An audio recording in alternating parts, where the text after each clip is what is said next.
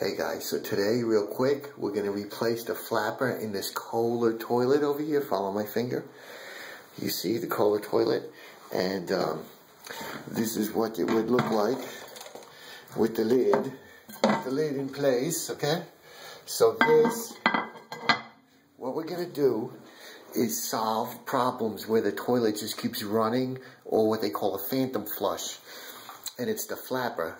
But this is a special Kohler flapper that only fits this toilet. They call it a hinge flapper because it has this hinge in the back and not the ears that you would commonly find on most flappers. So this only fits this kind of Kohler toilet, and not all Kohler toilets, only the Kohler toilet that takes the hinge flapper. And you'll see the old flapper in there. And here's the old flapper. You can see it's all decrepit and falling apart, and it just runs and runs. So the way we put this on, you're going to observe the old one before you take it off, and you're going to see that it is in the back there, that little black lump that's sticking out. And we're going to put this hinge, and let me just set the camera down for a second. So you put this in the front of the hinge, and then you're going to stretch it out and pull it, and it's going to go right in there. When you stretch it, it gets skinnier, and it slips right in there. That's the trick to get the hinge flapper on. Now, some of them will have a series of possible places where this could go. Either the bottom one or the second one up. Ignore the rest. But look, before you take the old one out, where it is. This particular one only has one spot it could go in. But some of them, I've seen, have 5 or 6 slots it could fit in. So if you forgot to look where the old one was, put it in the first or the second one. And again, stretch it out, it gets skinny, and it slips right in.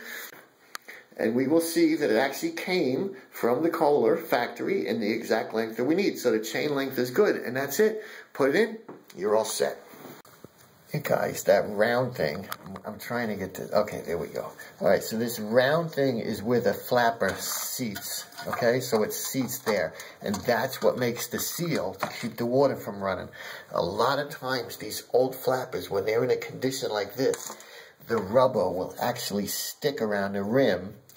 And if you could see in the bottom, there's actually a little piece, because I would take my finger and I'll rub it around the rim here and clean off all that old rubber so the new flapper seats nice and you don't get any little slow leaks. So make sure all the old decrepit rubber is off. The tank, this is all clean, fresh water. You don't need gloves. I'm just wearing them because it's winter time and my hands are getting like really chapped and stuff. So it's all clean water in the back of the tank. Don't worry about it. But clean that crud off the seat where the flapper goes. And that really goes freely for any flapper, not just this toilet. But that's a definite tip. The stretching of the hinge to fit it in the slot. The second notch up if you have multiple slots. And the cleaning of the seat and the chain length. And you're all set, guys. Thanks for watching. Alrighty. My YouTube users, my fellow YouTube users, you can see we got the new flapper in there. We have the chain hooked up, okay? We've checked for proper operation by depressing the lever. I can't do this with one hand, but I'm trying for you guys. By depressing the lever and checking the operation of everything. Now, one more important thing. This hose here, this white hose, I'm trying to do this one-handed, guys, okay? Okay, so this white hose here is the overflow, and what this does is it puts the water around the edge to give you that swirly. So you have to take it off to put this flapper on. Make sure when you put it back that it's actually squirting in the black pipe, not into the tank. The tank water comes from here. Okay, that's what's going to fill up your tank. This goes in there, which ends up giving you the swirl as you flush. So make sure you get that guy back in where it belongs. Turn your water back on, and the job is done. Of course, we're going to check for proper operation.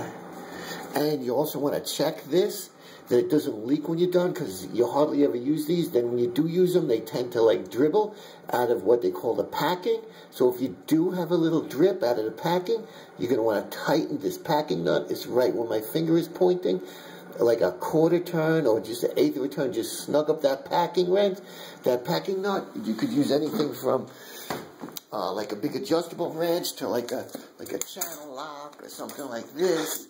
Okay, and just give it like 1/8 of a turn. And the way you're going to check if that's leaking is you're going to take a little TP and you're going to dry it off really good. Okay? Right around that shaft there, because that's where it leaks from. You're going to dry it off.